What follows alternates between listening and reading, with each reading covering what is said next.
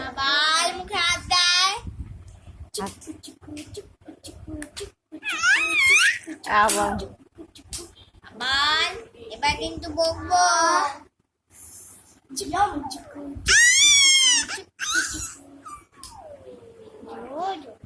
করা যায় না, বকবো।